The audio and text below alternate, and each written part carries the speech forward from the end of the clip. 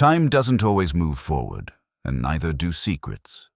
Welcome to Mystery Parlor. I am your host, Axon. Drop a comment with where you're listening from. Your presence makes this journey unforgettable. I can't wait to read your words. The case awaits. If you ask me what time it was when the day decided to misbehave, I can tell you without consulting the book. 11:07 a.m. I was in the office at the brownstone on West 35th, feet on my desk and the phone where it belonged, which is to say, quiet, when the doorbell sounded a little sharper than usual. Some people press a button like they're asking permission. Others ring it like they own stock. This one came with a crisp insistence that put it in column B. I gave it a beat. If you want to learn a person's character, let them marinate in their own knock for a few seconds. Then I went out to the hall. On the stoop stood a woman with a leather case and an expression that had been ironed smooth over trouble. Upper 30s, neat short hair, a navy suit that didn't announce money but implied it had her number. The leather case was old and oiled and had the kind of scuffs you get from actual work, not boutique distress. "Good morning," she said. "I have a noon appointment with Mr. Wolfe. I'm early." "Congratulations," I said. "You've entered a very select club." Her mouth did the kind of almost smile you see in museums, where they put humor under glass. "Miriam Selkirk," she said. "Horologist." "Bless you," I said, and her almost smile twitched. "Come in." I installed her in the office and went to inform the mountain that the valley had produced a visitor. Mr. Nero Wolfe, having concluded the morning's orchid session, had established himself at his desk with the New York Times laid open like a treaty and a glass of beer attending him like a well-bred dog. At his size, the chair had made peace a long time ago. "A Miss Selkirk," I said. "Arrived early." A professional clock watcher Wolfe shut his eyes a second and opened them again, which is his version of a champagne cork. "Horologist," he said. "Bring her." Back in the office, Ms. Selkirk had taken the client chair and set the leather case on her knees, both hands on it as if she expected it to misbehave. She looked around once, not nosy, just noting. People do that in Wolfe's office. The red leather chairs, the globe, the wall safe, the cases. Everything suggests that whatever conversation you're about to have has consequences, and good luck hiding them. Wolfe nodded at her minimally. "Good morning. You're punctual to the point of zeal." "I've been waiting for weeks," she said. "I thought I might as well stop waiting." "Bah," Wolfe said. "If waiting were useful, it would be taxed. Your name is Selkirk Miriam. I run Selkirk & Daughters, Restoration and Appraisal. We specialize in complicated movements.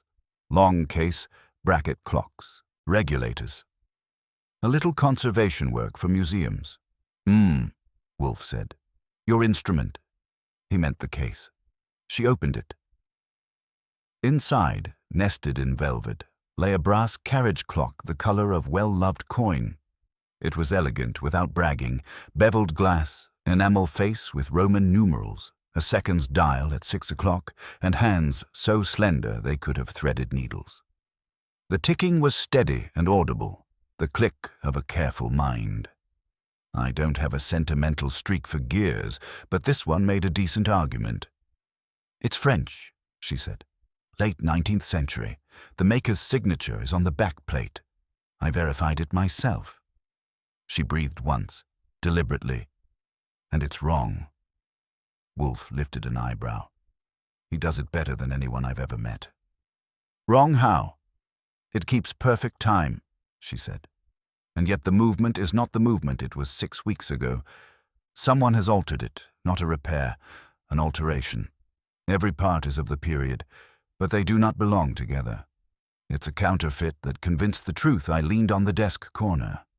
If you verified it, and now you don't, I don't see why that's a crime. It's either your opinion then or your opinion now." Her eyes found me and stayed steady. It would be only my problem if I had not certified the clock for the Grunwald Collection's upcoming sale. The catalogue has gone to print. There's a reserve bid from a foundation. If I withdraw my certification, I ruin a sale and invite a lawsuit. If I don't withdraw, I sell something that is, by integrity and law, misrepresented. And that will ruin me more thoroughly. Pfui, Wolfe said, but it was the thoughtful variety. You have suspects. I have 4, she said, and touched the case like a charm. I wish I had fewer. Wolfe glanced at the clock. Its tick was precise enough to file the edges off the silence. Why bring it to me? There are laboratories and little men with loops who can pontificate until your ears wilt. Because I don't need metallurgy, she said quietly. I need motive. Whoever altered this didn't do it for art's sake. They did it to move money from one place to another and to compromise me. She looked down, then up. They used my name as a lever. I want it back. In the kitchen, Fritz was doing respectable things to veal that would be ready long after I died of hunger, and its ghost drifted in. Wolfe inhaled. Names, he said. She gave them like notes on a scale. Jasper Grunwald, the owner, he inherited the collection and hires us to maintain it. He is impatient with expertise. Then there's Lenore Kay, the catalogue editor. She's been pushing for aggressive copy. Masterpiece this and unparalleled that. She fights the footnotes like they owe her rent. Dr. Aldous Pender, curator emeritus at the Wetherill Museum, advising the auction. A scholar with a memory like a steel trap that forgot why it was set. And Victor Lamb, the restorer who used to work for me. He left 2 years ago. We did not part as friends. Why Lamb? I asked. Because his hands know my way of working, she said. If you wanted to pass something off as mine and do it well enough to convince me for a time, you would choose someone who had been at my bench and learned my habits. That's one reason. Another is that he's been sniffing around the Grunwald job for a year, and I refused to bring him on contract. Wolfe said. Your evidence that the movement has been changed? Here. She turned the clock, opened the back door with a small key, and made space for Wolfe to lean forward without surrendering his dignity. The escape wheel. See the polish on the teeth? It's correct for the period, but the tool marks are not mine, and they aren't Emile Durant's either, and this was Durant's piece. The balance spring collet is a hair off center. That's the tip-off. Durant's workshop never left that error in. And, she hesitated, there's a service mark inside the case that I never made. It's mine, but it isn't. Someone copied my hand. We looked. Even I could see it after she pointed twice. Her original mark, a neat MS-3/25, had the confident fluency of a signature you do without thinking. The second, MS-5I/25, had the confidence but not the fluency. The kind of forgery you get when the forger is good enough to be dangerous and proud enough to forget he's mortal. If you're certain, Wolfe said, withdraw your certification. She held his gaze. If I do that without naming the cause, Grunwald will blame me, not the clock. He will say I panicked. Pender will call it hysteria. Lenore will print a correction that reads like a vendetta, and Lamb will stand in the wings and applaud. I need you to tell me who did it, why, and how I can prove it without smashing the thing with a hammer. A commendable restraint, Wolfe murmured. His eyes had shifted from the clock to her face. And when Wolfe looks at you that way, you feel like you've been informed of your own anatomy. And your fee? She blinked, startled. I thought you would tell me yours. I will, he said. But I asked for yours. What will you pay for the restoration of your name? That rattled her enough to show. Everything I can afford, she said, and then, after a breath, and not $1 more. Good, Wolfe said. Excess disgusts me. He sipped. I will take your case. If I'd had a hat on, I would have checked it for rabbits. For one thing, he had not asked me to go fetch the bank book and a ruler. For another, he hadn't put her through the usual calisthenics about why she shouldn't need us and how expensive we are. He'd accepted her like a chef accepts a truffle. "On what basis?" I asked. "Because my name is Archie Goodwin and I am a faithful custodian of the conversational ball." "On the basis," Wolfe said, "that someone is playing with time in my house." I dislike paradox. Miss Selkirk closed the back of the clock and shut the door with care. "You believe me," she said, not asking. "I believe I will have cause to regret it if I don't," Wolfe said. "Mr. Goodwin will accompany you to your establishment this afternoon. He will examine your records and speak to whomever wanders within reach. Meanwhile, you will leave the clock here." That last bit made her hesitate. "I would prefer—" "No," Wolfe said, gently but with the iron in it. "If your adversary has been bold enough to affront your mark, they may be bold enough to tamper again. They will not do so here. Fritz will put it in the safe."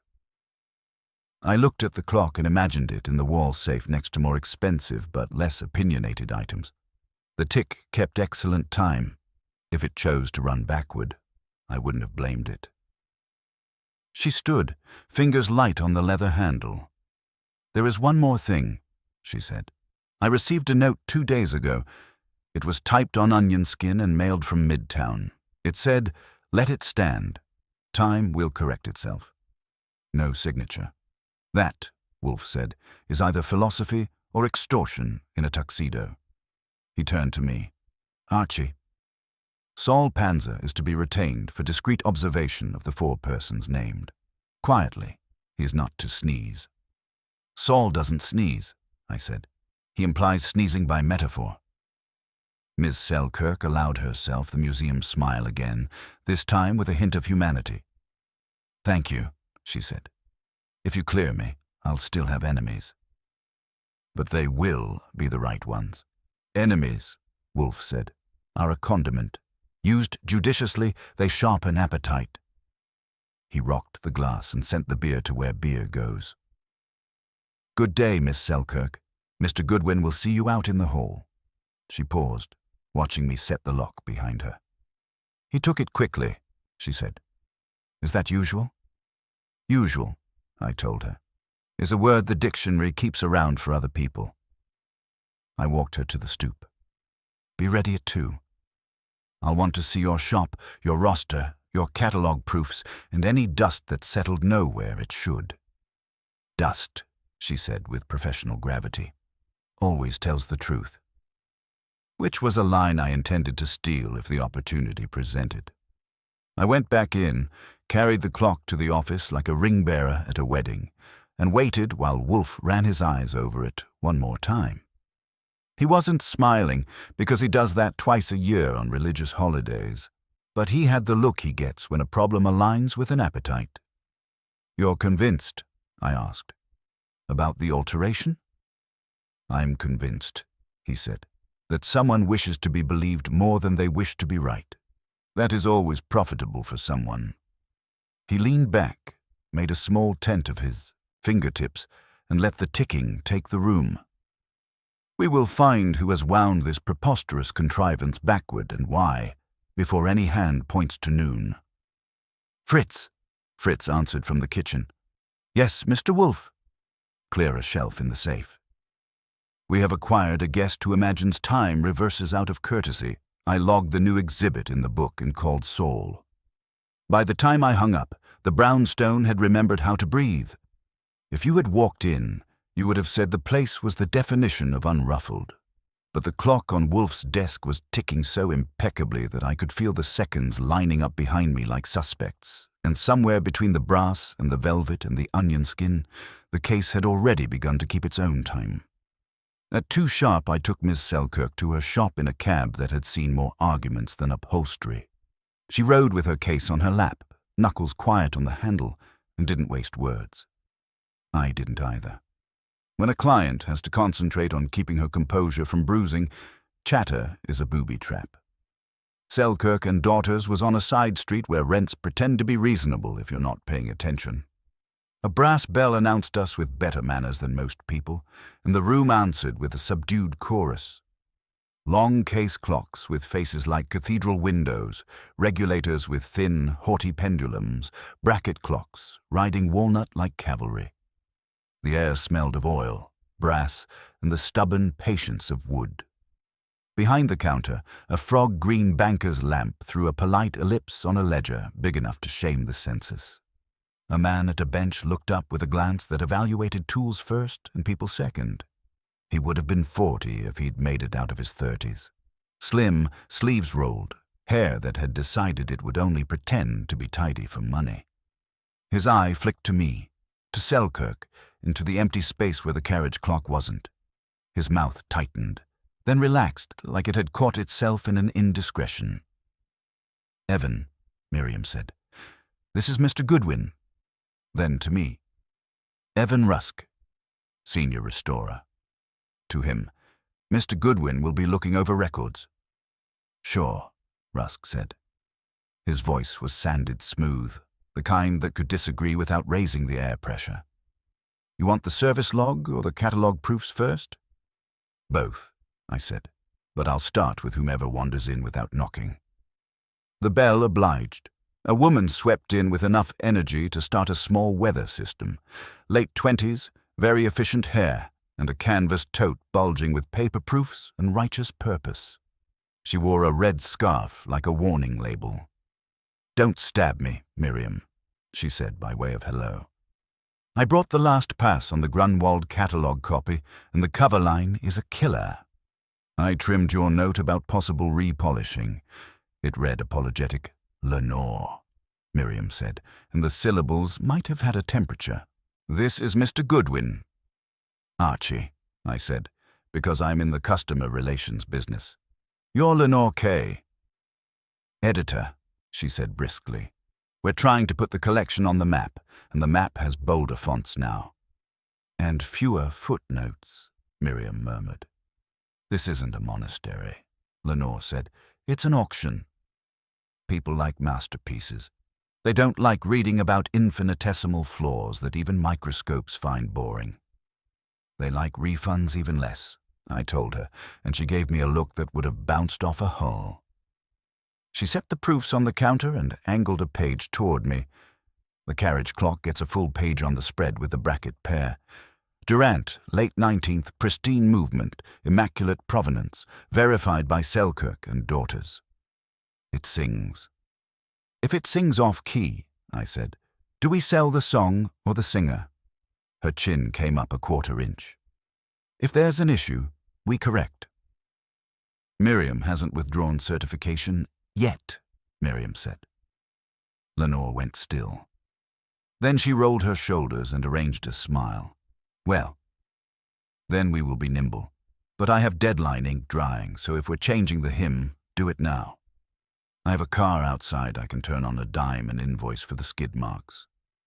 "Stay," I said. "You'll save me trips." "Where's Grunwald?" "Jasper." She laughed without humor. "Trying on suits for his catalogue portrait. Or phoning donors to remind them he exists in a philanthropic way. He's upstairs at the office till 4. If you want him, you'll get him." "He likes being gotten Dr. Pender," I asked. "Downstairs," Evan said from the bench. "He's been poking the regulator escapements and telling them about their ancestry." "Invite him to stop," Miriam said. "Mr. Goodwin needs him lucid." Rusk vanished through a back door. Lenore leaned on the counter, studying me like a new tool she didn't know whether to buy. "If this is about the carriage clock," she said lower, "I'll make the correction, but it'll cost us blood." That lot was our clean shot at a headline. The rest is good, but that one has the charisma. "And the problem," I said. The back door reopened to produce a tall, spare man with a scholar's stoop and a face that had been carved for the expression, Dr. Aldous Pender wore a suit that had once been kind and eyes that catalogued. He stopped when he saw me, then produced a hand like a delicate instrument he kept in a case. "Goodwin," he said after introductions, tasting the name. "I've read you in passing. Mr. Wolfe's incorrigible amanuensis." "I'll embroider that on a pillow," I said. "You're advising this sale." I am advising the public's sanity, he said. The sale is a side effect.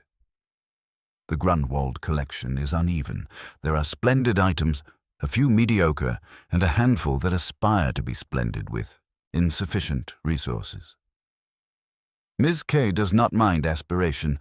I mind aspiration without corroboration, Lenore said crisply. We aren't printing fairy tales. No, Pender said. You are printing advertisement. Before I could referee, the bell rang again.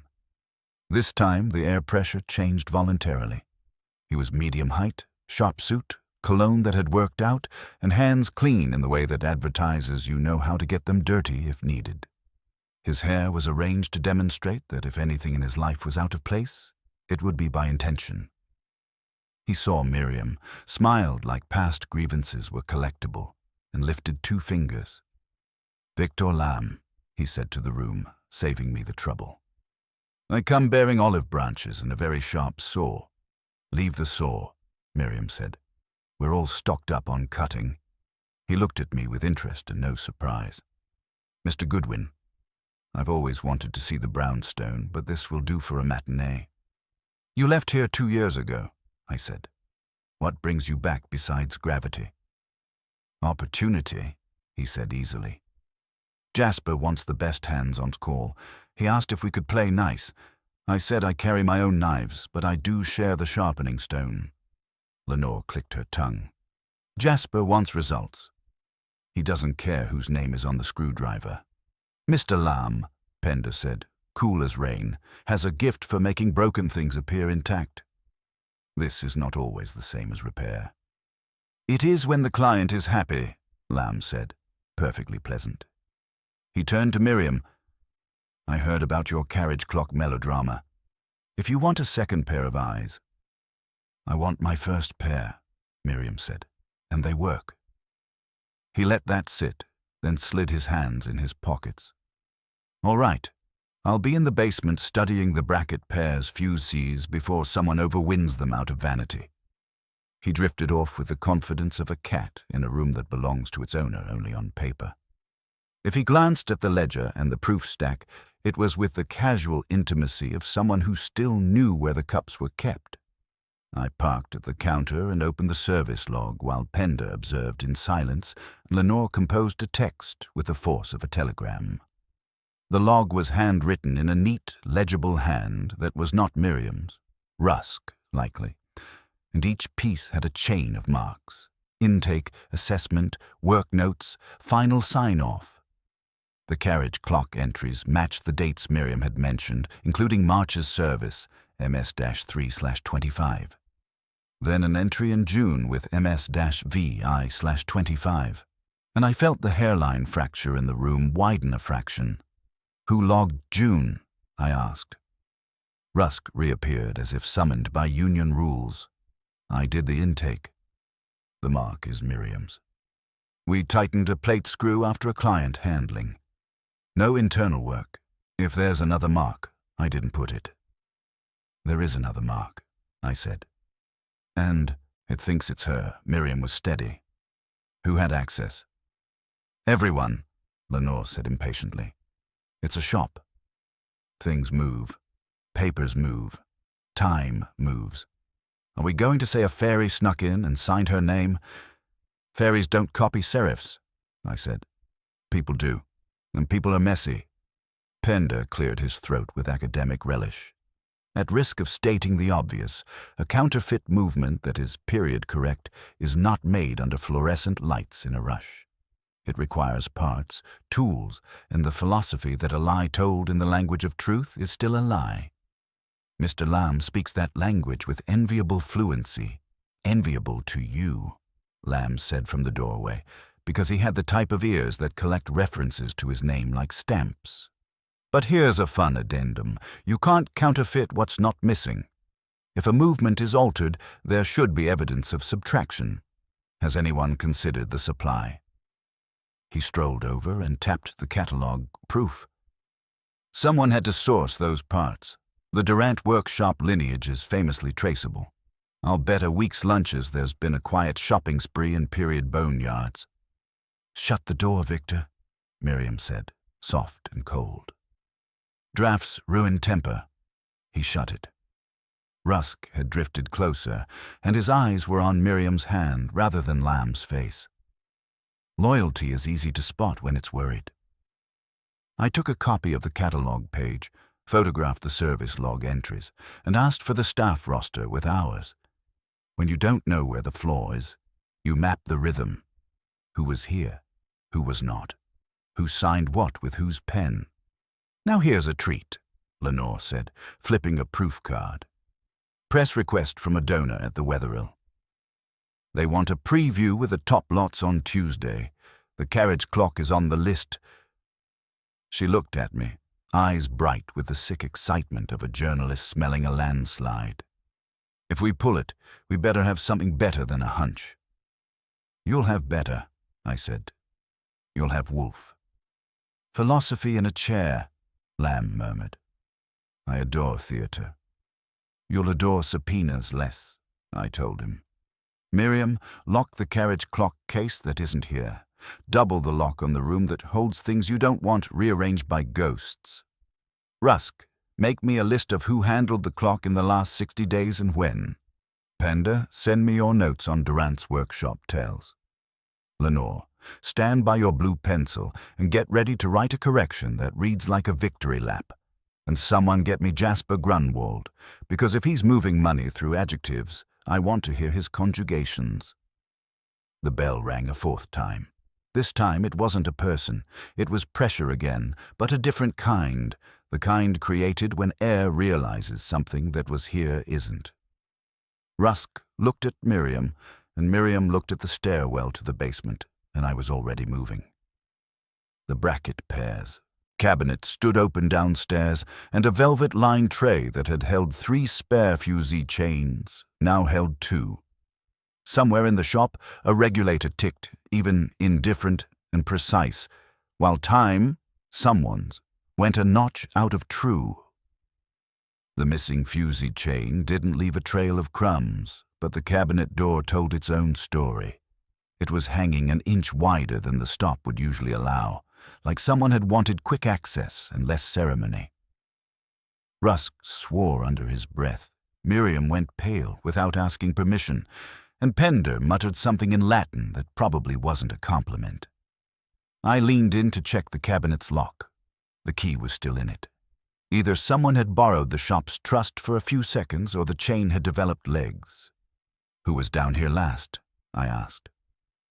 Rusk said, I was this morning, checking oil. Then Lamb, Miriam added tightly. He came in before you arrived.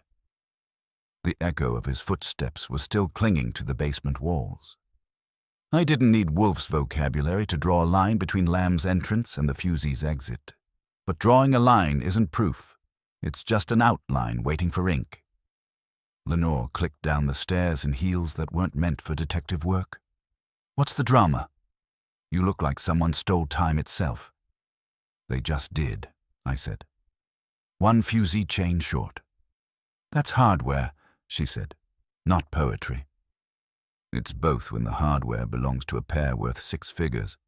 It also happens to be the same caliber of part that could rewrite a carriage clock's biography. The silence that followed had the thickness of a down comforter. Miriam finally said, We need to call Wolfe. I called the brownstone. He answered after Fritz relayed the line. Yes, Archie. 1 fusee chain missing. The cabinet was opened.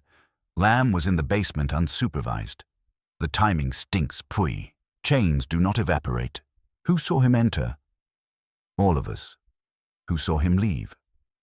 Same answer. Nobody saw his hands in the jar. He is too clever to pocket the part in full view. Still, his presence at the exact interval indicts him circumstantially. Want me to frisk him? Goodwin. If you resort to frisking, the case is already barbarized. Remain. He hung up, satisfied he'd wound me up enough to tick until supper. Back in the shop, Lamb appeared from the side door, carrying a rag with the polite air of someone who hadn't stolen anything in minutes. You rang. You were with the bracket clocks, Miriam said, voice sharp as a chisel.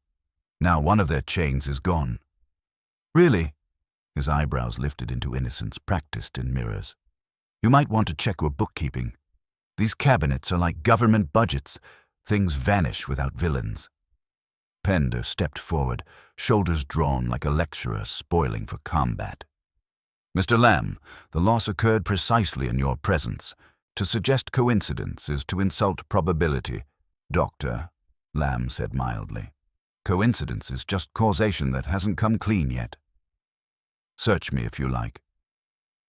He spread his arms, grinned tight as a blade. Nobody moved. If he wanted theater, he wouldn't get the matinee from me. Instead, I scanned his pockets with my eyes and came up empty. A fusee chain isn't a handkerchief. You don't fold it and keep it tidy. Rusk crossed his arms. If it's not on him, it's nearby. He knows the blind spots. Accusations, Lamb said, are a poor substitute for evidence. But feel free to keep making them. They make you sound entertainingly paranoid, I let him bask. Sometimes letting a man talk is more dangerous than shutting him up. Meanwhile, I started a slow walk around the benches, eyes on the clutter. Lamb had left a set of screwdrivers on the wood surface. One was clean to the point of theater, like it had been wiped down too neatly. Funny thing, I said. One of these tools looks like it just got an alibi scrub. You like polishing evidence, Victor? He didn't flinch. I like tidy tools. They live longer. Before I could decide whether to keep pressing, the bell over the front door rang again, and the man of the hour arrived. Jasper Grunwald was built like someone had poured ambition into a suit and let it settle unevenly. Late 40s, thinning hair, expensive tie pinned in place as though appearance was an Olympic sport. He surveyed us like we were part of his collection. What's this? He demanded. I hear voices like a tribunal. Your clock room is missing a fusee chain, I told him. That qualifies as more than a choir practice. Grunwald's face pinked up, then paled, then settled into money-colored indignation.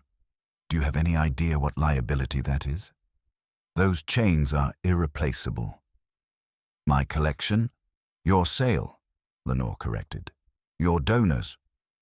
My reputation, he finished, not hearing her. Who had access? All of us, I said. Which means none of us, until one proves otherwise. Grunwald turned on Miriam. You swore the collection was secure. Now it looks like a pawn shop. Miriam's jaw set. Security isn't the issue. Trust is, and trust has been eroded. That was when Lamb chuckled softly. Not loud, just enough to make everyone notice. If you people want a scapegoat, nominate me. It saves time, Grunwald swung on him.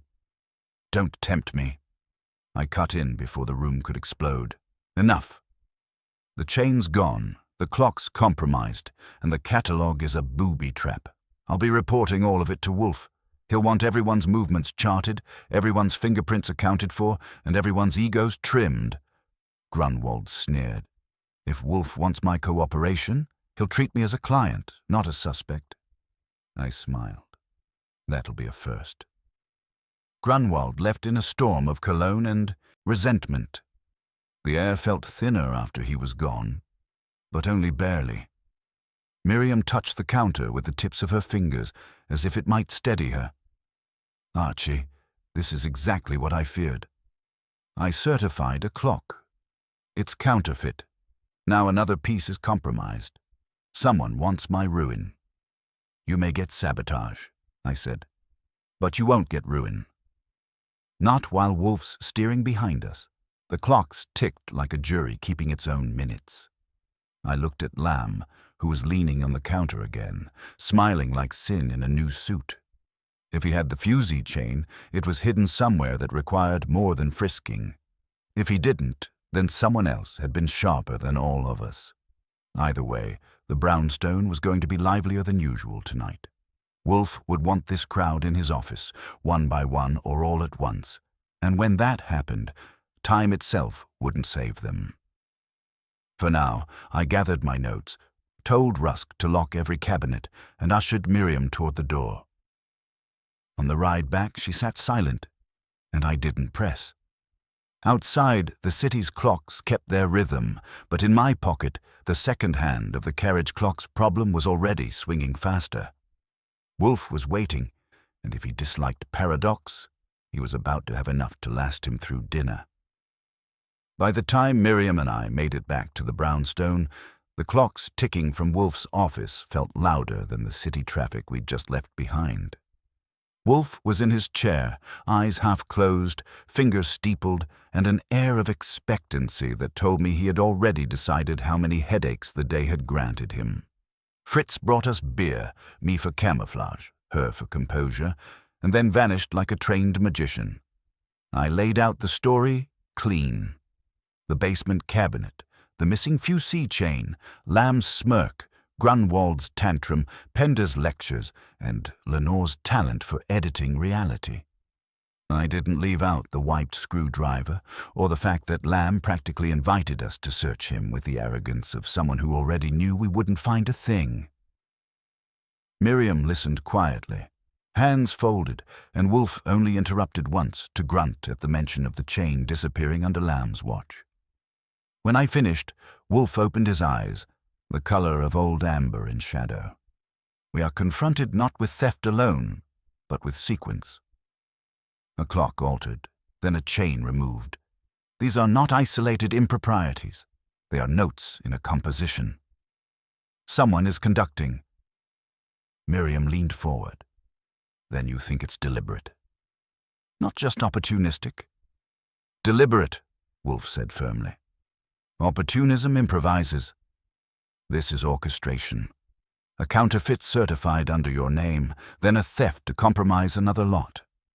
Each diminishes confidence in you. No collector will forgive two calamities. You will be called negligent, careless, compromised. By extension, Grunwald will be injured, but less fatally. He has only money. You have reputation. That is what your adversary seeks to poison. I glanced at her. She hadn't moved, but her knuckles showed white. And Lamb? I asked. Lamb, Wolfe said slowly, is a very loud silence. His presence provides a convenient villain. If he is guilty, he will overplay his hand. If innocent, someone intends us to believe otherwise. Either way, he serves the saboteur, Miriam found her voice. Then what do we do? We? Wolfe corrected her. No, madam. I do nothing but think. Mr. Goodwin, however, will proceed. He turned his head to me. You will return to the shop tomorrow morning, secure an inventory of every part and tool, insist on a list of all visitors in the last month, quietly request Saul Panzer's notes on his shadowing. He may have observed movements of our dramatis personae outside the shop. Saul's been watching since this morning, I said. If anyone sneezes, he'll know which lung it came from. Good. In addition, telephone Lon Cohen. The Gazette may have reports of sales or acquisitions of Durant workshop parts. They surface rarely. Any recent mention will be useful. He shifted his bulk in the chair, which was his version of standing up and pacing. And before dinner, you will call on Mr. Grunwald. We must know whether his concern is truly for his collection or merely for his portrait in the catalogue. Miriam's mouth opened, but Wolfe cut her off with a look. Madame, you will remain silent. Speak of this to no one until I have arranged the orchestra's seating. Otherwise, your adversary will adjust his tune.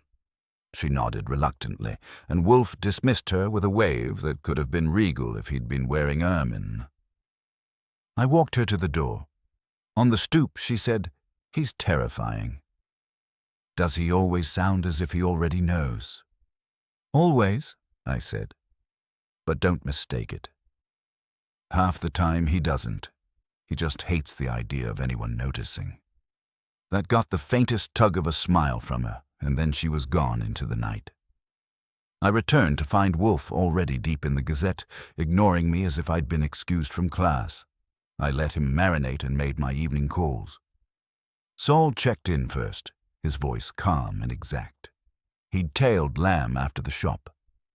Lamb had gone to a bar on Madison, ordered a gin Ricky, met no one, spoke to no one, and left 20 minutes later. Then he walked 2 blocks to a pawn shop, went inside for 5 minutes, and came out empty-handed. After that, he returned to his apartment on 79th. No package, no chain-shaped bulge in his pockets.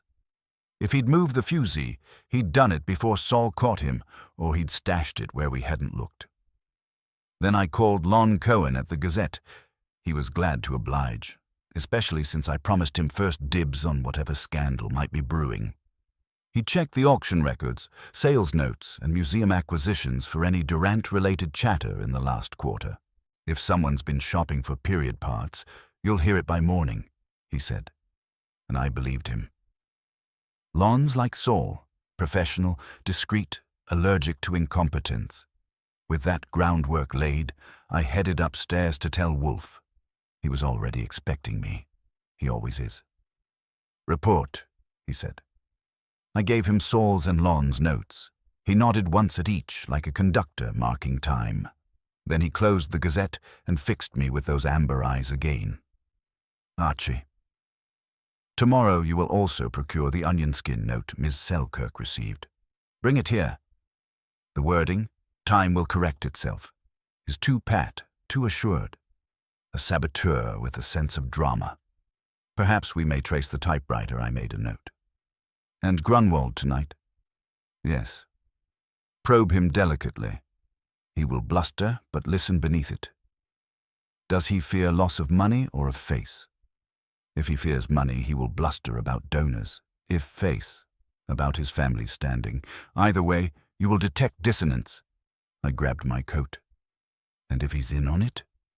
Then he is a fool, Wolfe said, for no man invites ruin to his own door without expecting to profit. If his profit is invisible, then he is either innocent or has an accomplice cleverer than himself. Go Grunwald's office was on the top floor of a midtown building that smelled of stale cigars and polished wood. His secretary let me in with the reluctance of someone who knew her boss was a storm cloud. Grunwald himself was on the phone, voice booming about prestige, legacy, and endowment. He waved me to a chair with 2 fingers and finished the call. "You again," he said. "Has Wolfe sent you to interrogate me like a criminal?" "Not yet," I said. "Just trying to keep clocks from shedding their parts." He scowled. "That missing chain, utterly intolerable. Do you know how it looks? I invited trustees to preview. If word leaks that my collection isn't secure..." "Is it the trustees you're worried about?" I asked. "Or Lenore's catalogue copy?" His eyes narrowed. "Both. My family name will not be attached to fiasco. My father collected those pieces with dignity. If they're tainted now, the stain is on me. That I cannot abide." I leaned back, taking it in. Money was important, sure, but what really squeezed him was pride, legacy, being laughed at by the peers whose checks he'd courted. That gave me something to carry back. When I returned to the brownstone, Wolfe had Fritz serve dinner. A veal dish that would have made a condemned man forget his sentence. Over plates and a bottle of Riesling, I gave him Grunwald's performance. Wolfe grunted approval. So, face, not money. A man ripe for manipulation. Whoever forged that movement knew his vanity would force Selkirk's certification through. And now, by removing a chain, they make him demand explanations that weaken her further. Our conductor plays both tunes, and Lamb. Ivao asked. Lamb remains both the obvious villain and the convenient distraction. We shall see which Wolfe lifted his glass. Tomorrow, Archie. We will begin to conduct our own symphony. The clock in the office ticked on, serene and merciless. I couldn't shake the sense that someone, somewhere, was already counting the beats until their next move. The next morning, I was at Selkirk and Daughters by 9, coffee in hand and a list from Wolfe that looked like a subpoena in disguise. Miriam was waiting inside, pale from a sleepless night, but steady enough to hand me the roster of staff hours and visitor logs I'd asked for.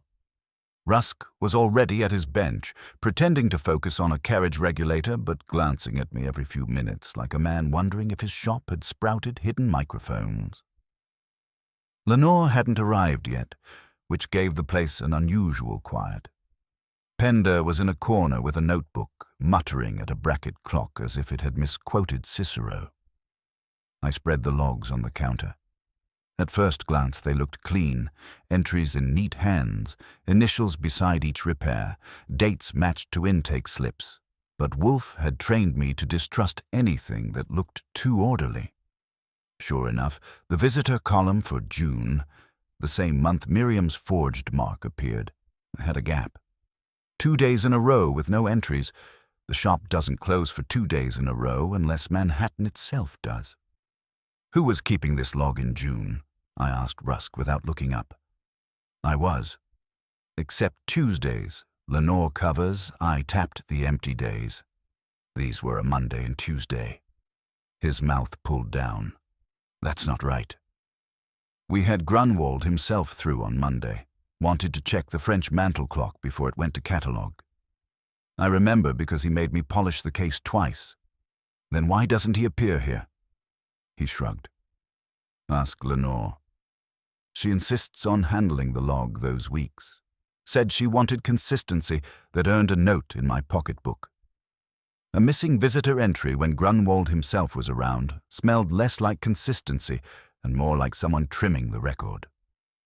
Before I could press further, the bell jingled and Lenore entered with the energy of caffeine and deadlines.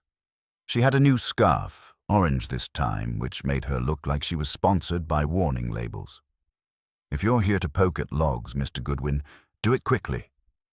Jasper's having a fit over the preview on Tuesday. I like a good fit, I said. Did you handle the visitor entries for June? Sometimes. Why? They're missing, including Grunwald. She blinked once, then smiled too quickly. Probably an oversight. I was juggling copy deadlines. The log isn't Holy Scripture.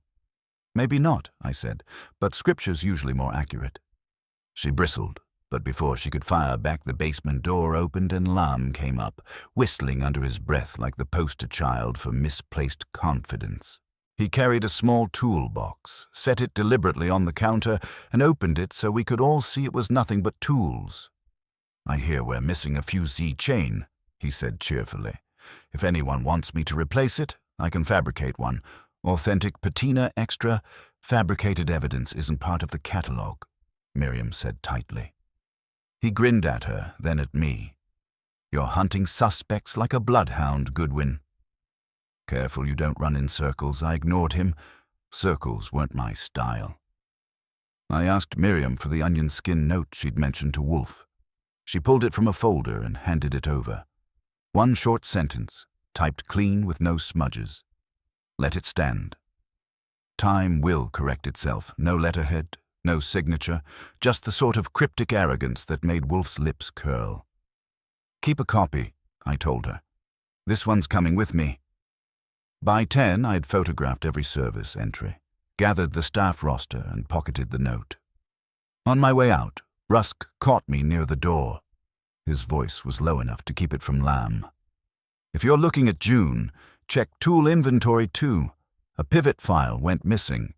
Tiny thing, easy to overlook, but no one logs tools like parts I promised to check it and left. Back at the brownstone, Wolfe was already mid-orchids, so I laid everything out on his desk for when he descended. He joined me at 11 with a glass of beer and listened while I reported. I gave him the log gaps, Lenore's flimsy excuse, Lamb's toolbox show, and Rusk's tip about the missing file. I finished with the note, which I handed over in an envelope. Wolfe turned it in his fingers, eyes narrowing. Typed on onion skin. A machine with clean strike and no ink bleed. New ribbon. Likely an office machine, not personal. And the phrasing, time will correct itself. That is, philosophy masquerading as reassurance. Pender would choose Latin. Lamb prefers innuendo. Lenore traffics in hyperbole. This smacks of Grunwald's pomposity, though he would be too vain to cloak himself. Curious. He set the note down and gestured at the log. The gap is more compelling. To erase an entry of Grunwald himself suggests tampering by one who knew erasure would later serve them. Ms. K's haste is explanation enough, but not exculpation. Rusk thinks a tool went missing too, I added. A pivot file. Essential, Wolfe said, eyes closing in thought, to reshape an escape wheel or balance pivot without leaving scars. Yes, the alteration required such a file. Its disappearance corroborates Miss Selkirk's suspicion. Excellent. The phone rang, and Fritz passed it in. Saul Panzer's voice came steady. Your man Lamb had another outing last night after Archie checked in. Around midnight, he slipped out, cabbed down to a warehouse near the docks. Met a fellow with a suitcase. They went inside together. Lamb left half an hour later, empty-handed. The other fellow didn't. Come out, name the warehouse, Wolfe said. Saul supplied it and hung up. Wolfe turned to me. Archie. Go, find what you can. Do not be reckless. That was like telling me not to breathe. But I went. The warehouse was a 4-story brick relic with more pigeons than purpose. A padlock hung fresh on the front, which meant someone cared enough to keep secrets. I circled to the alley and found a window unlatched. Inside it smelled of damp rope and machine oil. My shoes scuffed dust that hadn't been touched in months, except for a path from the door to a side office. I followed it. The office was bare except for a scarred desk and a chair. On the desk sat a wooden box, open. Inside were 3 balance wheels, polished and gleaming like they'd been waiting for inspection. Each bore Durant's signature marks. Somebody had been stockpiling parts, enough to swap into a clock and make it sing false tunes. Lamb's meeting here was no coincidence. He hadn't pocketed the fusee chain at Selkirk's shop because he didn't need to. He had a whole orchestra of parts waiting here to finish the symphony. I snapped photos, closed the box, and retraced my steps out the window. Back in daylight, I flagged a cab. Wolfe was going to have a field day, and someone, Lamb, Lenore, or their hidden conductor, was about to find their carefully wound scheme running backward. When I came back through the brownstone door, the box of photographs in my pocket felt like it was ticking louder than the carriage clock upstairs. Wolfe was waiting, having already cleared lunch with Fritz and 2 bottles of beer, which suggested he had no doubt I'd return with something worth chewing on. I laid the photos on his desk. He didn't touch them, only leaned forward to study, and when he exhaled, it came with a sound not unlike satisfaction. Durant balance wheels, he said.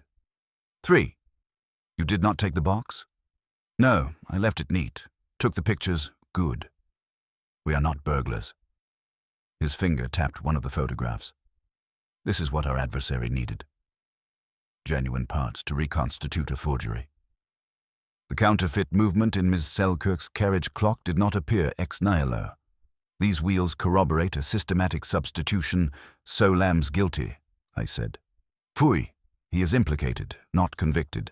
He may have acted as procurer. He may have been deceived. He may even be an unwitting courier, though I find that unlikely. But he is entangled. I leaned back. Entangled enough to put him in cuffs if we wanted. Cuffs, Archie, are not our province. Proof is I told him about Saul's sighting of Lamb at the warehouse, the suitcase man, and the absence of said man leaving. Wolfe listened without comment, then rang the bell for Fritz and instructed him to call Inspector Kramer. That got my eyebrows up. Wolfe doesn't call the police until he can serve them a meal and a confession on the same plate. You sure about bringing Kramer in now? I asked. Yes, Kramer is no gourmand, but he respects a clean table. If we withhold too long, our adversary may destroy what remains. The parts must be seized before they vanish. That warehouse is too vulnerable. You will bring Kramer the photographs and escort him to the site. Let him find the box. He will believe his own eyes sooner than ours, I didn't argue. Half an hour later, I was in Kramer's office at Homicide, and he was turning the photos under a cigar haze thick enough to butter toast. He growled like a dog denied dinner. "Balance wheels," he muttered. "So what? Why's Wolfe handing me pictures of clock guts?" "Because they're Durant clock guts," I said. "Rare. Traceable. And because one of Selkirk's certified pieces has been altered using exactly this kind of loot. You want fraud, sabotage, maybe grand larceny. It's sitting in a warehouse with a padlock." Kramer scowled. "And what's Lamb's part in it?" "He was spotted meeting a guy there. Left without the suitcase." "Draw your own cartoon," Kramer jabbed his cigar at me. "You and Wolfe better not be stringing me along. If I send a squad and they find dust and pigeons, I'll mount your head on the precinct wall." "They'll find the box," I said. They did. An hour later, Kramer called from the site, grudgingly confirming the discovery. The balance wheels were now in police custody, which meant they were safe and probably less useful to us until Wolfe could nudge the investigation back onto his chessboard. Still, it was progress. When I returned, Wolfe had settled into his chair as though he'd never moved. He listened to Kramer's grudging report through me, then nodded once. "So, the orchestra has lost its instruments. Now we watch the conductor panic." He sent me upstairs to fetch the onion skin note again. He studied it under the desk lamp, magnifier in hand, tracing each letter. Finally, he said, "The typeface is elite, Pica 12. Uncommon. Most commercial offices have switched, but the Gazette still uses a few such machines. And Selkirk's proofs. Ms. K would have access to similar equipment." "You're saying Lenore wrote it?" "I'm saying she could. Or someone who wished to implicate her. The style, time will correct itself. That is rhetoric, Archie. Theatrical. Ms. K traffics in such flourishes, but Grunwald's pride may have guided her hand. He likes aphorism. He dictates. She edits. It was neat, maybe too neat. Wolfe saw me thinking it. "Do not pout," he said. "We are not yet ready to indict. Saul must continue to observe. Meanwhile, we apply pressure. Meaning? Summon them. Tomorrow evening. All four, Grunwald, Ms. K, Dr. Pender, and Mr. Lamb. I will speak to them here. But first, Archie, you will go once more to the shop. Find the catalogue proofs Ms. K has adjusted. Pay attention to the adjectives. Hyperbole is her instrument. It may betray her, so the next morning I was back in the lion's den. Lenore was waiting with a stack of proofs tall enough to double as furniture. She looked sharper than usual, eyes bright and lips set in a line that dared me to call her out. "I hear the police raided a warehouse," she said as soon as I walked in, "and found clock parts. Rumors travel fast. Convenient, isn't it?" "Not as convenient as a missing fusee chain," I said. She sniffed. "Victor Lamb is a criminal, but a useful one. Jasper thinks so. I think so. Miriam thinks so, though she won't admit it. He'll take the fall. He's made for it. And you'll help him along?" Her eyes flickered, then steadied. "I'll write the narrative if I must. Better one villain than 4 suspects. Auctions don't run on suspicion.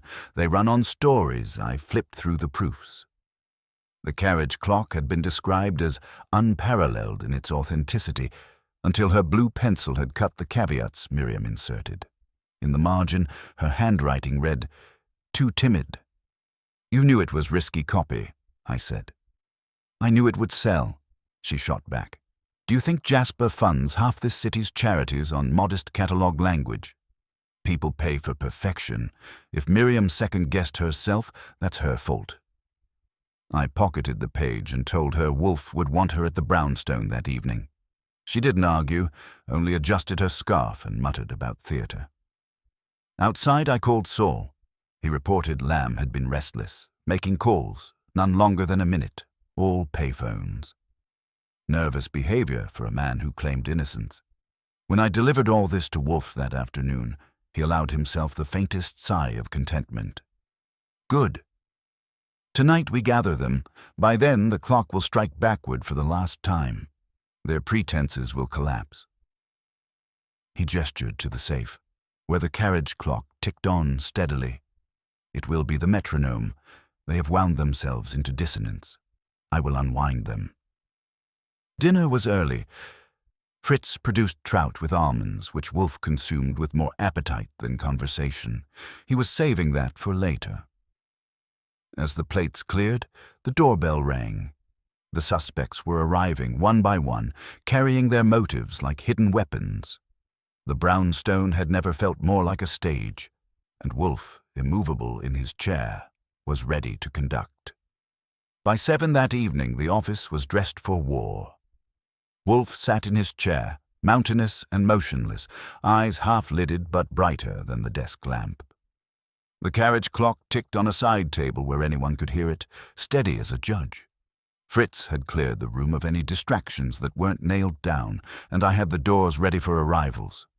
The first to appear was Lenore Kay, still in her orange scarf, cheeks flushed with defiance.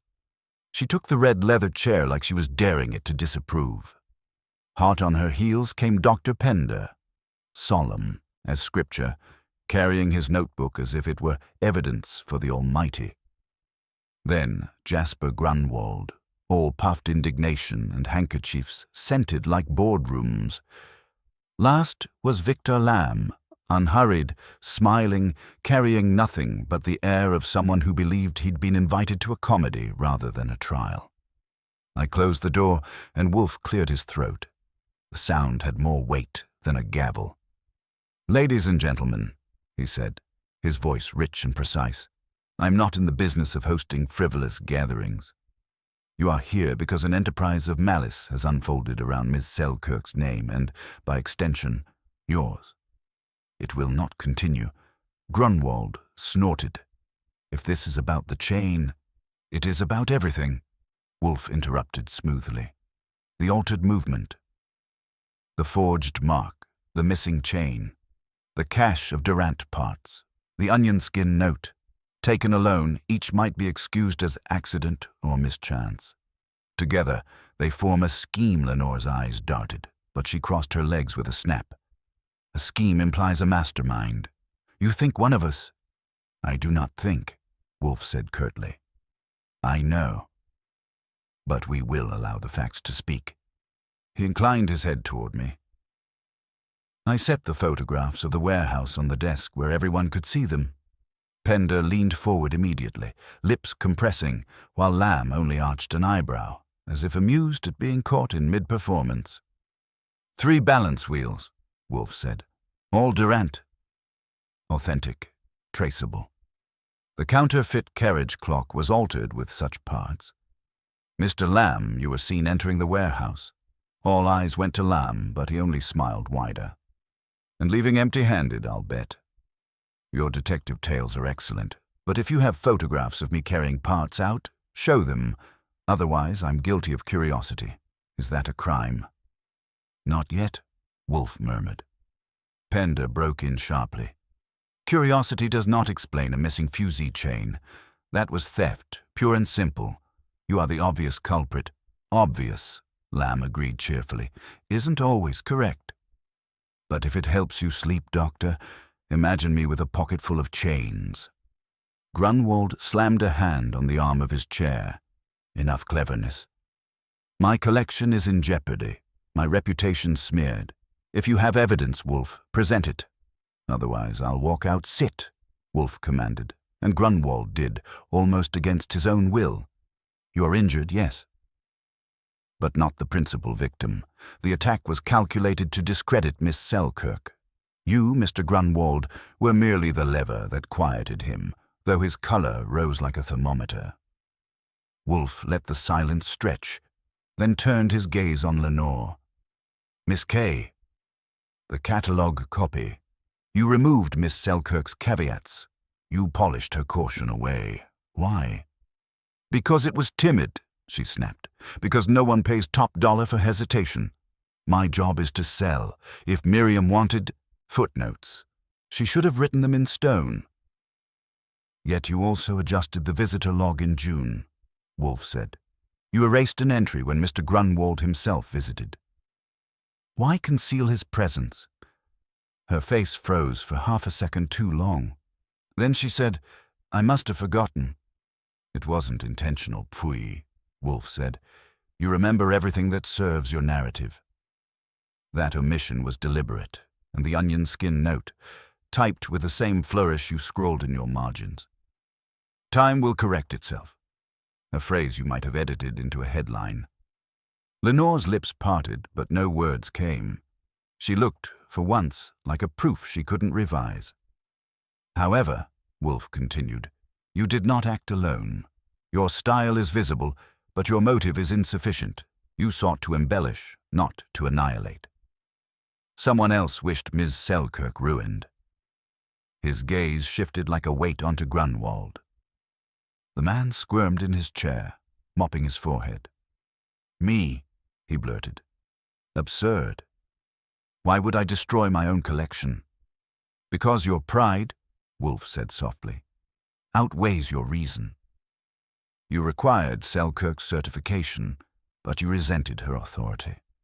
You wanted every piece declared pristine, unimpeachable, worthy of your family name.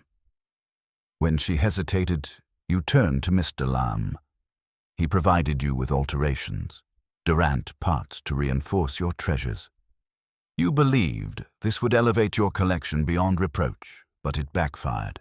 The counterfeit mark exposed the fraud, and to shield yourself, you allowed Ms. K to craft a narrative that placed the burden on her. Grunwald's jaw worked, but no sound came. Then came the chain, Wolfe went on, a desperate maneuver. Remove a part from another piece, force attention away from the carriage clock, create confusion. But such clumsiness betrays panic. Mr. Lamb was present, but the order was yours. I never, Grunwald began, but Wolfe raised a hand, and he stopped as if cut. You did. And Ms. K abetted you, willingly or not. Dr. Pender's only sin was scholarship, and Mr. Lamb, while tainted by his proximity, was merely the tool. The orchestrator was you, Mr. Grunwald. You sought to make time itself your servant, and instead you have wound it backward. The clock on the side table ticked, filling the silence like a verdict. Lenore stared at her lap, stunned. Pender looked grimly vindicated. Lamb smirked, but his eyes glittered with something colder. Satisfaction that Grunwald was under the hammer instead of him. Grunwald finally found his voice. This is conjecture. You have no proof. None. On the contrary, Wolfe said, we have the counterfeit mark mimicking Miss Selkirk's hand. We have the missing tool vanished under your supervision. We have the erased log protecting your presence. We have the Durant wheels obtained through your proxy. Proof enough for Inspector Kramer, who already holds the eye-to-eye parts I rose at that cue. And he'll be glad to hear the name attached to them. Shall I call him now? Grunwald's face sagged, the bluster leaking out. He looked once at Lenore, once at Lamb, then covered his eyes with a hand.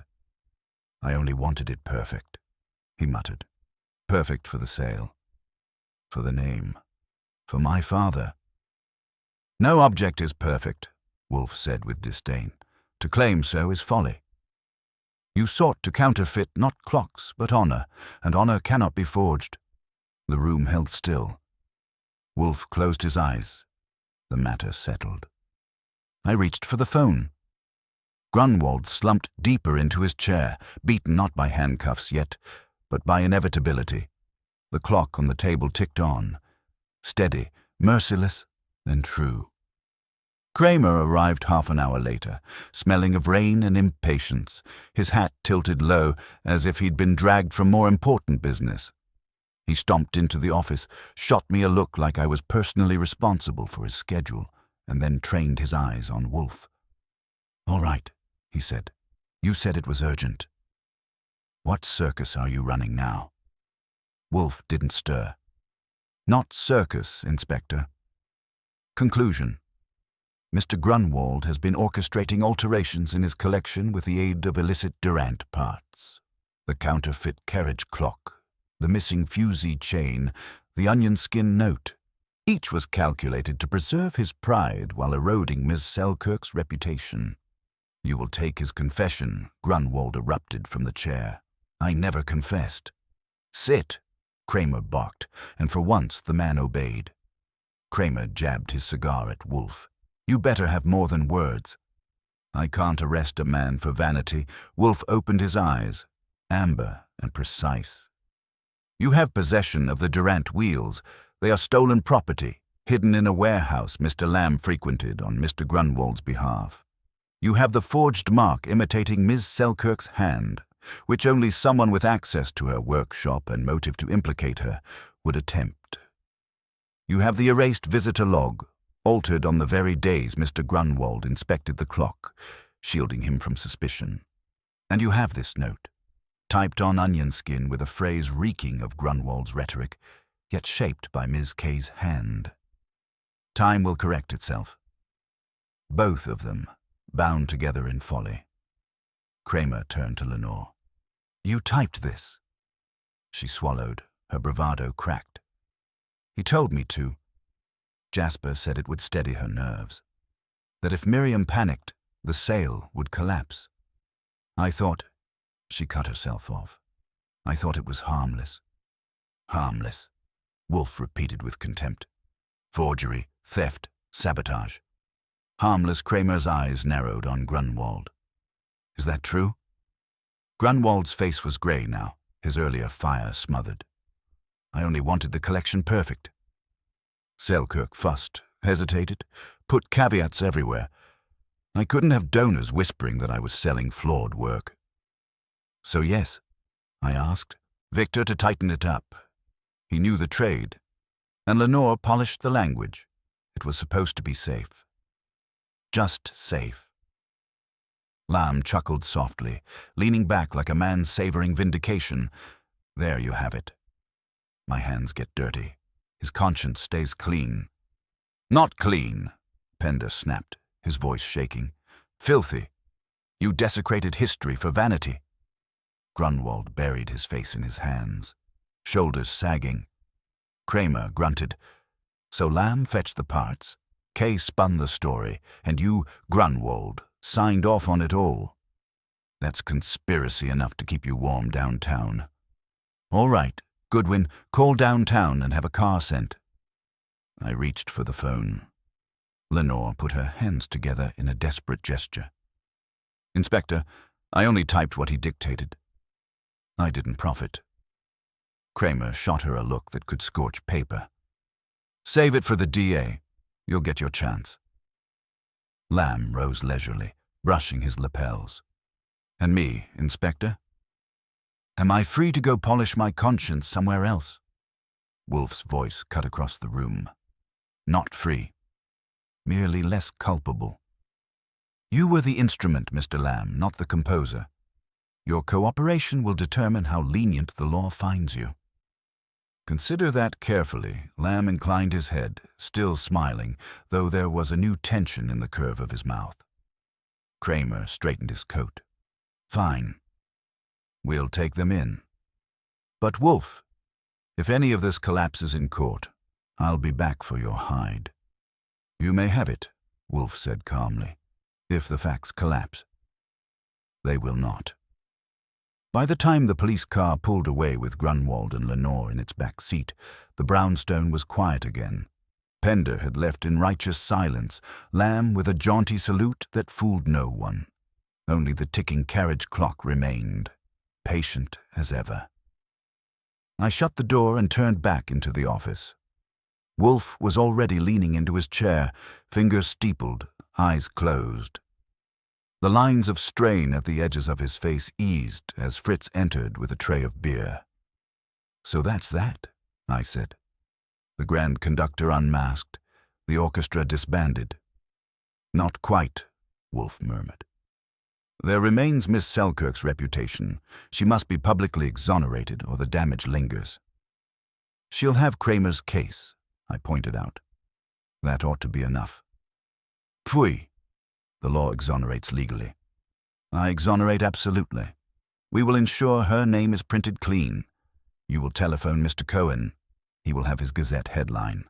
Forgery scheme exposed, Selkirk vindicated. You will feed him details sufficient to bury suspicion. I grinned. Lon will love it. Scandal and salvation in one package. And you will deliver Ms. Selkirk her clock, Wolfe added. She must see it kept safe, intact, unaltered. Only then will she believe time has resumed its course. The clock ticked, serene as a cat on the hearth. I thought about Selkirk's calm defiance, her steady hands on that leather case, her smile like a museum piece too fragile for daily use. She'd have her enemies still, but the right ones, as she'd said. I poured myself a glass of beer and sat back. You know, I said, for a man who never moves, you make an awful lot of people run. Wolfe opened his eyes a fraction, and something like amusement stirred in them. It is not movement, Archie. It is alignment. Once men's vanities align, they destroy themselves. I merely arranged the pieces. Dinner followed. Roast chicken with tarragon, which Fritz had prepared as if the house itself needed comfort. Wolfe ate in silence, a satisfied silence, and when the plates were cleared he leaned back, closed his eyes again, and spoke as if to himself. Time does not correct itself. It exposes. That is its only mercy. I let him have the last word. After all, he'd earned it. The case was closed, the brownstone restored to its peace, and the clock, still ticking steady, reminded me that even when men tried to wind it backward, it always went forward in the end. The next morning brought no peace. I was halfway through my second cup of coffee when the phone rang, and Fritz handed it over with the faintest crease in his forehead. On the line was Saul Panzer, his voice as flat as always, but with a weight that made me sit up straighter. Lamb's not at his apartment, he said. He left before dawn. Cab to a midtown office building, one of those with a dozen tenants and no one watching who comes and goes. Stayed 40 minutes, then out the back, quick, like he didn't want a parade. I followed him into Queens. He's holed up in a diner now, making calls. Payphones again, I asked. Any idea who he met in Midtown? No secretary on duty, no building log. But he carried a folder under his arm when he left. Looked like proofs I thanked him, told him to keep his eyes sharp, and hung up. Wolfe was already in the office, eyes shut, lips pressed together as if waiting for the weight of the world to arrive in words. Lamb's restless, I reported. Proofs in hand, early morning meetings, phone calls. He's not acting like a man happy to have dodged Kramer's wagon. Wolfe opened his eyes. Nor should he be. Mr. Lamb is not a fool. He knows Kramer will dig. He knows Mr. Grunwald may, in desperation, shift his culpability elsewhere. He prepares a refuge, or a counter-strike. Counter-strike how? Information, Archie. He carries proofs. What do proofs do? They change perception. He may intend to alter the record further. Ms. K's embellishments have already muddied fact and fiction. Lamb could seek to wield them for leverage. I frowned. So he's not just walking away. He's planning his encore, precisely. Follow him, Archie. Observe. If he intends mischief, we must know before the Gazette prints another syllable. That was how I found myself in a cab trailing Saul's signal across Queens. By the time I reached the diner, Lamb was gone, leaving behind only a waitress who remembered his cologne and the fact that he'd left with a folded sheaf of papers. Saul had tracked him again to a print shop on Roosevelt Avenue. We found him inside, leaning on the counter, discussing typefaces with the clerk as if auction catalogs were menus. We stayed long enough to see him place an order. Copies, heavy stock, stapled. When he left, he carried a slim packet under his coat. He looked both pleased with himself and wary of shadows. Saul peeled away to keep on him. I ducked into the shop and leaned on the counter. "What did the gentleman just have printed?" I asked the clerk, flashing a bill. The clerk looked at the bill, then at me, then shrugged. "Pamphlet." Headline was Selkirk's Shame. Some auction story. He brought it on proof sheets. Just wanted it set clean. That was enough to make my teeth grind. Lamb hadn't just planned a retreat. He was sharpening a knife. By noon, I was back at the brownstone, laying it all in front of Wolfe. He listened, his eyes narrowing until the amber gleam was nearly hidden. "Pamphlets," he said. "Cheap, sensational, ephemeral, but dangerous. Dissemination without restraint. Lamb seeks to preempt our exoneration of Ms. Selkirk with scandal. He will paint her as negligent, perhaps complicit, and do so in her own market. Damnable." "What do we do?" I asked. "What we always do," Wolfe replied. "We counter with truth, placed where it cannot be ignored. Mr. Cohen will print Selkirk's vindication tomorrow. You will see to it the Gazette has every detail of Grunwald's confession. Kramer will corroborate. Ms. Selkirk's name will be cleansed in ink that Lamb cannot rewrite. And Lamb's pamphlets? We let them flutter. They will shrivel in the shadow of the Gazette. But Saul will continue to follow. Lamb is dangerous because he is clever, but clever men often overreach." It sounded neat enough, but by evening the neatness frayed. Lon Cohen called me at 6 with his voice tighter than a drum. "Archie, your rival's fast. I've got one of those pamphlets on my desk already.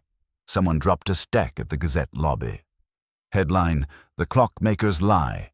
It names Selkirk outright. Quotes a forged note. Says she faked the mark to boost her own prestige. It's nasty. I can print your version tomorrow, but the mud's already been slung." I swore, then asked if he'd hold the presses for Wolfe's statement. Lon said yes, but not for long. The Gazette had to run something. When I relayed this, Wolfe's face went grim. "So, Lamb has chosen defamation as his shield. Very well. Then we expose him, not merely as instrument, but as mercenary. Archie, summon Miss Selkirk here tonight. She must be armed with truth before she faces the storm, and bring Saul's latest report. If Lamb falters, we must know where I made the calls." Selkirk arrived at 8, pale but composed. Her case clutched tight, though the carriage clock itself remained in Wolfe's safe. She listened while Wolfe explained Lamb's maneuver, his forged pamphlets, and the Gazette's counterstrike. She sat straighter as he spoke, though her knuckles whitened on the handle. "So even with Grunwald in custody," she said quietly, "they try to destroy me still." "Of course," Wolfe said, "for your name is the fulcrum. If you fall, their sins seem lesser. That is why you must not fall. I won't," she said, though her voice trembled. "Good. Archie will escort you home. Tomorrow the Gazette will publish the truth, and tomorrow evening I expect Mr. Lamb will make his final move. I will be ready." She nodded, rose, and managed a faint smile at me before leaving. After she was gone, Wolfe closed his eyes and folded his hands. "Archie," he said, "observe the irony. Mr. Grunwald sought to counterfeit perfection.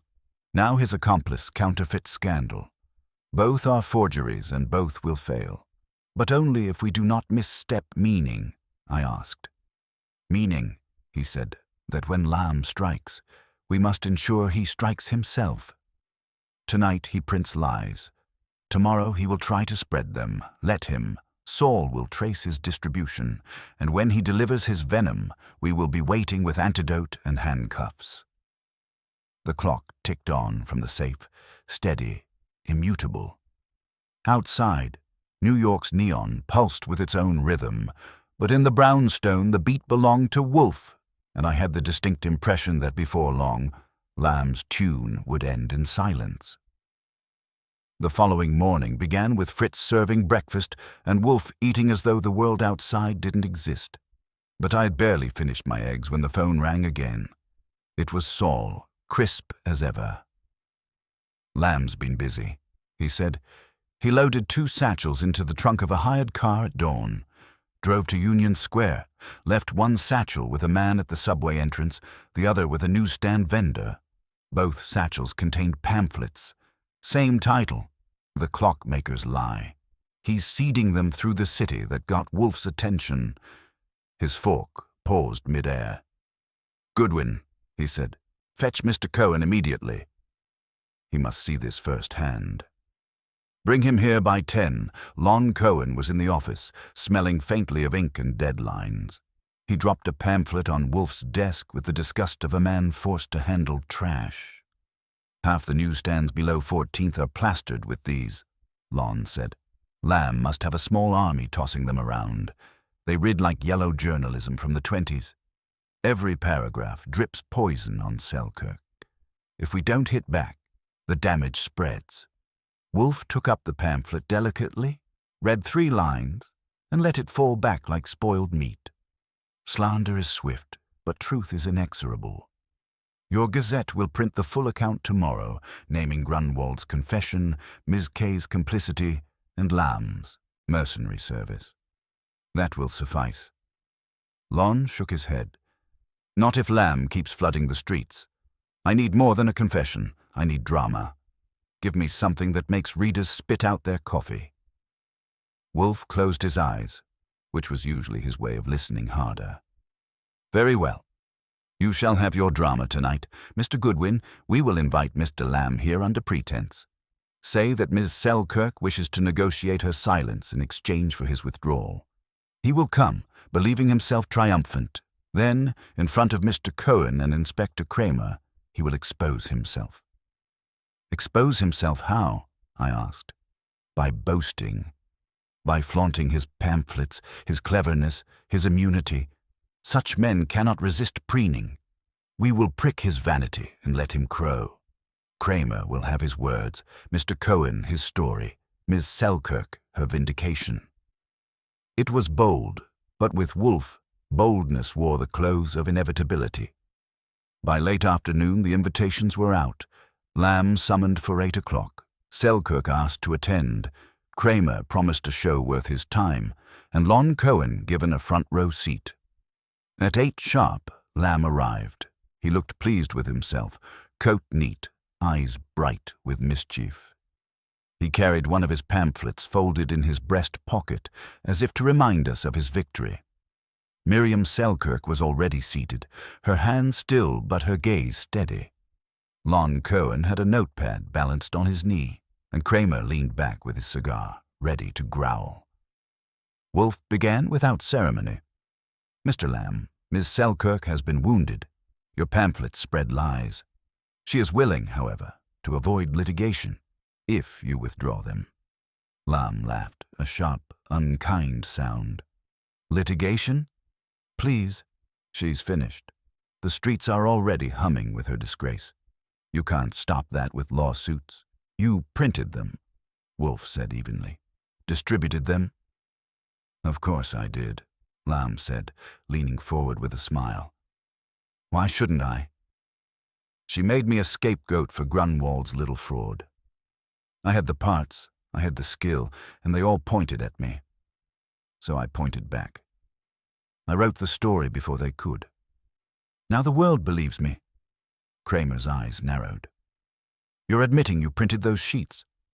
Lamb shrugged. "Call it free speech. Call it survival. But yes, Inspector. Every word mine. The typewriter, the paper, the distribution. My masterpiece." Wolfe's eyes gleamed. "Your masterpiece indeed. And like all forgeries, it betrays its author. Mr. Cohen, you heard his admission?" Lon scribbled, his pen biting the page. "Every word." Kramer leaned forward, jabbing his cigar. "That's enough for me.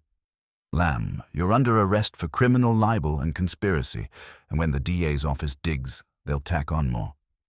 For the first time, Lamb's smile faltered. "You can't prove malice." Pfui, Wolfe said.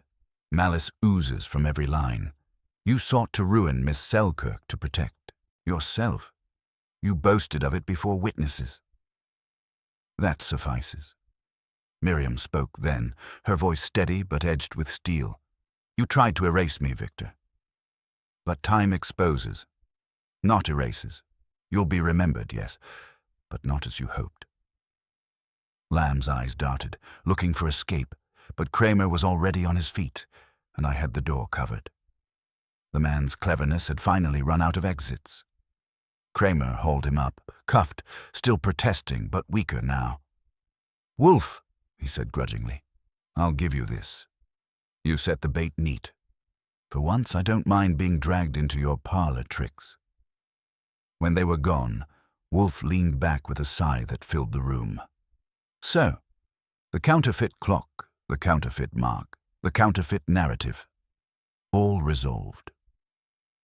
Time resumes its proper course. Lon Cohen tucked his notepad away with satisfaction. Tomorrow's front page will roar. Selkirk vindicated, Grunwald disgraced, Lamb exposed. You'll get your drama. He left, and Miriam lingered a moment longer. She touched the carriage clock on the side table, the tick still steady. You've restored more than my name, she said softly. You've restored trust. Wolfe inclined his head. Do not thank me. Thank inevitability. Truth, like time, resists alteration. She managed a faint smile, then took her leave. The brownstone grew quiet again. Fritz brought in beer, and I poured one for myself, leaning on the desk.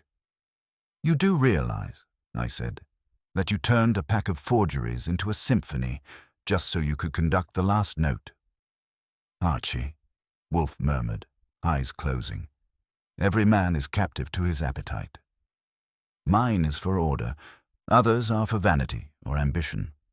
Lamb devoured himself. Grunwald, too. Ms. K will scrape by with lesser consequence. The world adjusts. And us?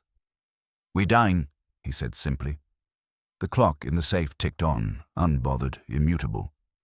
Outside, the city kept its own erratic tempo, but in the brownstone time had been set right again. Dinner waited, beer was cold, and Wolfe had the last word, as always. The brownstone was quiet again, as if the storm of suspects, confessions, and pamphlets had been a figment. Only the steady ticking of the carriage clock from Wolfe's safe reminded me that time had been our adversary all along. And, thanks to Wolfe, our ally. The next morning's Gazette splashed Selkirk's vindication across the front page. Grunwald's pride and Lamb's pamphleteering became cautionary tales. Lenore Kay's complicity earned her a sidebar column and a tarnished career. Pender emerged with his scholarship intact, smug but deserved. And Miriam Selkirk, her name restored, her integrity untarnished, came by that afternoon with the quiet grace of someone who had weathered the tempest and refused to bow. She stood in the office, the leather case in her hands again, though this time her grip was light. The clock is safe here, Wolfe told her. Its tick is honest once more. She smiled, small but real. And so is mine.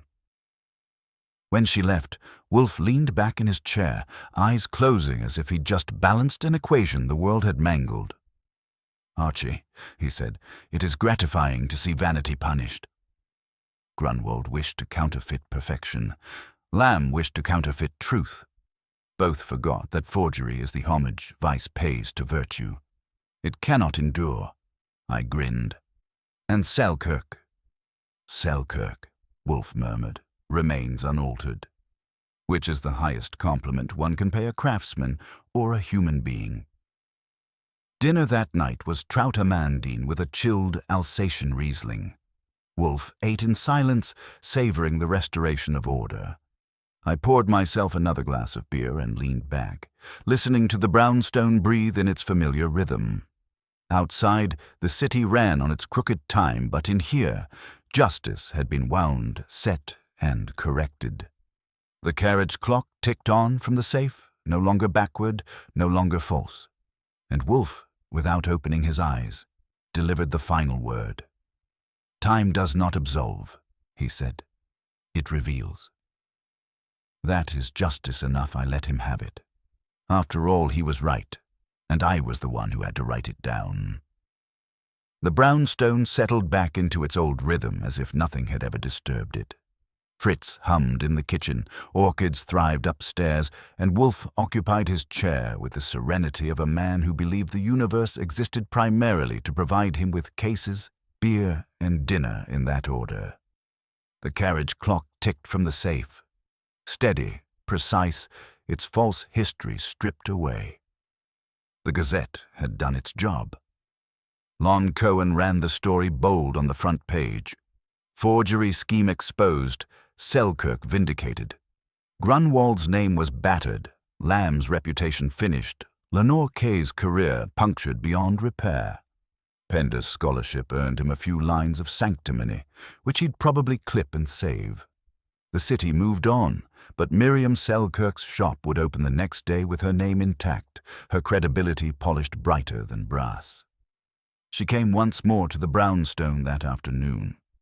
She thanked Wolfe with a measured dignity that suggested gratitude was not her native language, but something she had taught herself out of necessity. He nodded once, dismissed her with a phrase about integrity restored, and returned to his book. She glanced at me as she left, her eyes saying more than her words, that she had found in Wolfe's stillness and my footwork the defense she had needed but never dared ask for. After she was gone, I sat across from Wolfe with a beer of my own. So that's it. The clock ticks forward again. Selkirk's name is clean, and Grunwald and Lamb can stew in their own ink. "What's left?" "Dinner," Wolfe said without opening his eyes. I laughed. "You always do have a talent for wrapping up with philosophy and appetite." His lips twitched, just slightly. "Philosophy without appetite is barren. Appetite without philosophy is vulgar. Together, they are tolerable." The clock's tick filled the silence between us. Steady, uncompromised, true. Wolfe raised his glass of beer and spoke as if to the room itself. Time cannot be forced backward. It exposes inevitably those who try. That is its only justice, and it suffices. That was the end of it. The brownstone breathed in its familiar peace. Outside, the city roared on with its crooked pulse. But in here, Wolfe had set things right again, and I, as usual, wrote it down.